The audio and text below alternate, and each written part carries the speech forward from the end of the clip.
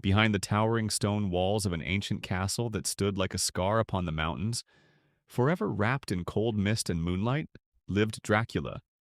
Not merely the terrifying figure spoken of in fearful whispers, but an immortal soul condemned to walk endlessly through the night. Centuries had passed like drifting shadows, and with each passing age his heart grew heavier, burdened by memories of a life he could no longer claim. From the highest tower of his fortress, he watched kingdoms rise and fall, listening to the distant echoes of human laughter, music, and love, things he could observe but never touch. It was during one quiet dusk, as the sky burned red before surrendering to darkness, that he first saw the princess who would change his eternity. She was the youngest daughter of a noble king, beloved by her people for her gentle spirit and fearless compassion. Unlike others, she found peace in solitude, often wandering the palace gardens at twilight when the world hovered between day and night.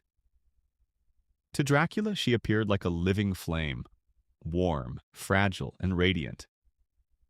Night after night, he returned to the edge of her world, hiding among ancient trees and ruined walls, guarding her from unseen dangers. Wolves that prowled too close fled in terror, and restless spirits vanished at his silent command. Though she never saw him, her laughter reached his ears like a forbidden hymn, awakening emotions he believed had died with his humanity. As the seasons turned, the princess began to sense that she was not alone. A presence followed her steps, not menacing, but protective. One night, beneath a sky stripped of stars, she spoke into the darkness, asking whoever watched her to reveal themselves. Dracula stepped forward, expecting screams or prayers, yet the princess stood her ground, meeting his crimson gaze without fear.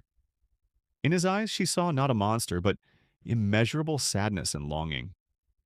They spoke for hours, exchanging stories of their lives, hers filled with duty and expectation, his steeped in loss, blood, and regret.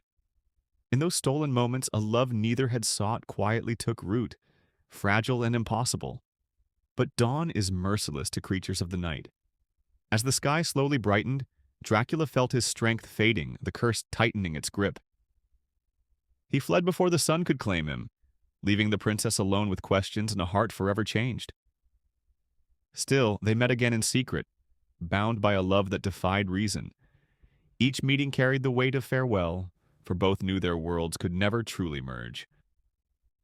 The princess was destined for a mortal life, marriage, legacy, and death, while Dracula was chained to eternal darkness, surviving long after memories turned to dust. In the end, the choice was made not by them, but by fate itself. War and disease threatened the kingdom, and the princess chose to remain among her people, fulfilling her duty as heir to the throne. Dracula, knowing his presence would only bring fear and ruin, withdrew into legend, allowing himself to become the monster the world expected.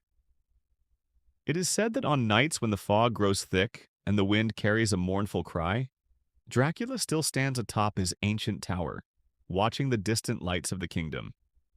He waits not for reunion, but for remembrance, proof that even a cursed immortal once loved a human princess, and that some loves are too powerful to exist in the same world.